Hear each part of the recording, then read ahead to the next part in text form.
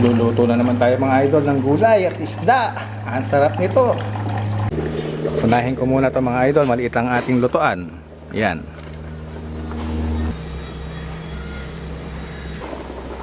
Baon ko. Yan.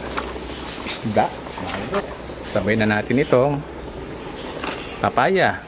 Tapos itong bayabas. Binayabasan mga idol na isda yan. Lalagay lang natin ay asin. Yun. Konting bitsin. Yun.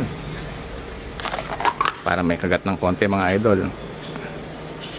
Yun. Ayan na mga idol ang ating binayabasang isda recipe. Let's go! Kain na! Rem! Thank you Lord! Kain po!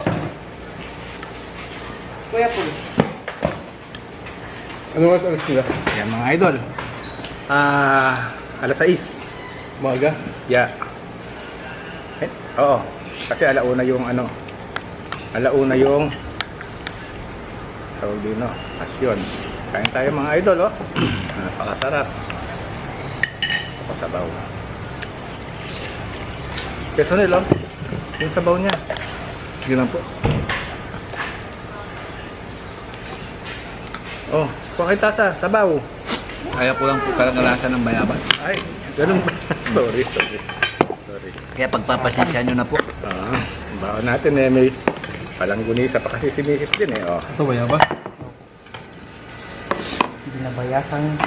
Binayabasan.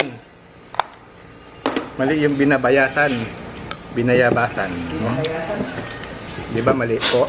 Kasambali, sinigang habayaba. Yun, sinigang kabayaba. Binabayaba. Ang masarap nga, inuboy. O, magulay kayo. Ay, naku. Kasarapan. May papaya yan ha? Ano ang ulam ko? Pagpiranggot. Hindi aabot sa ano. Nangang pala nun.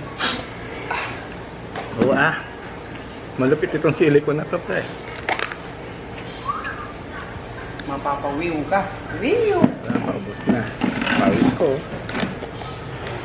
Bili kayo. Thank you Lord. Kain po tayo. Yummy!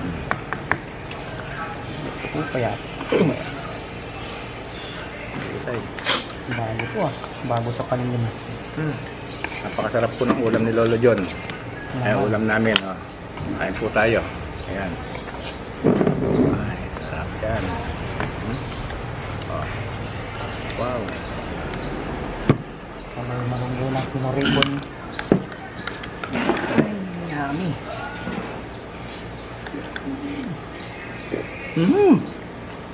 Yummy!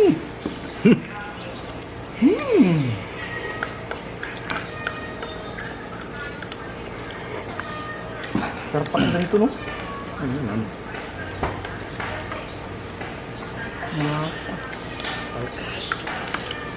Oh, isda kayo. Aray po. Hindi, kumakain ako ng bayabas, pero pagka niluto mo ng bayabas, parang ayaw ko ang lasa. Ewan ko.